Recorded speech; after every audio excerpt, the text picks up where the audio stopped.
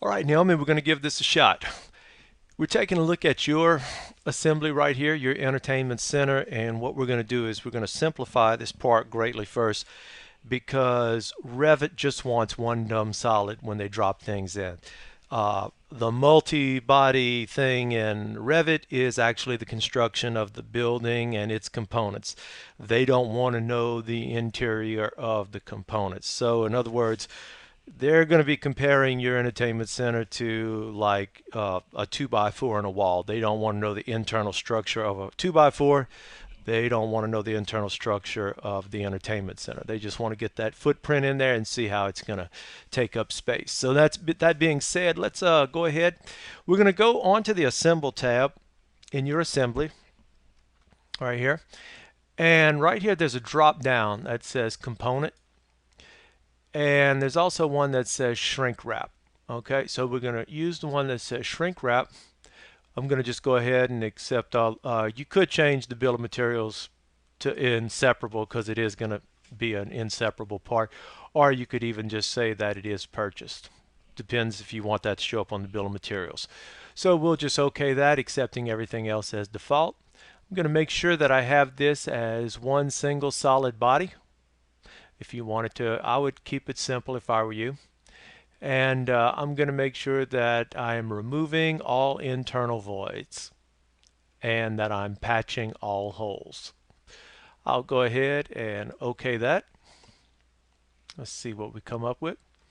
And now we have an entertainment center shrink wrap. This is coming up as a part. Okay, so we're going to go ahead and save that. And now I'm going to open an assembly and drop this in.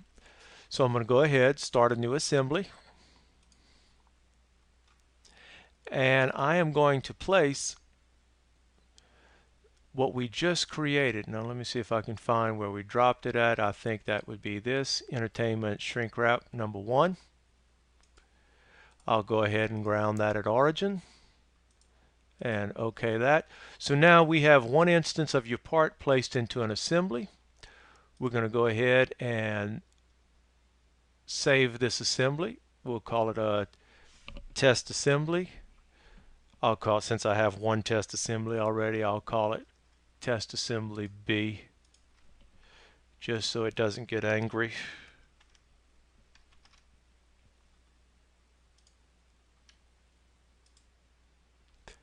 All right, now we have our assembly saved, and what we're going to do is we're going to go to an environment where we can save this as a Revit part.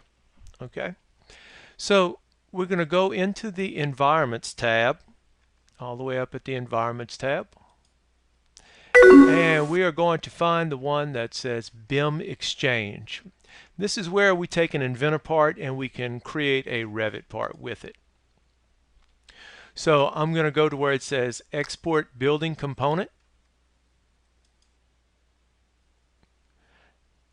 And everything looks good here. I'm just going to take all the defaults, keep this as automatic, and OK that.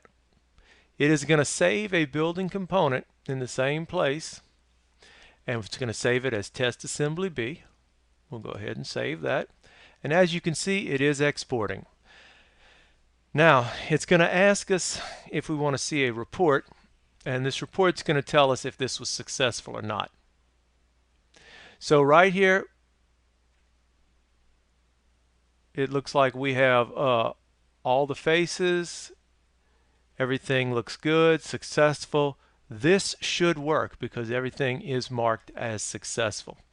So what I'm going to do now is I'm going to go back into the Inventor model. I'm going to finish the BIM exchange.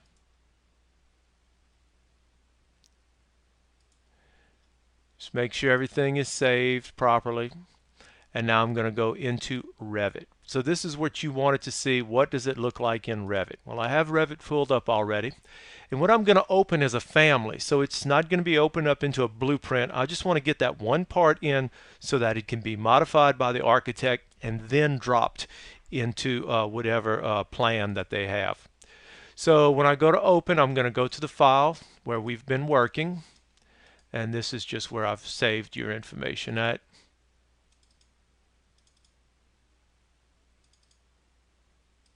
kind of deep.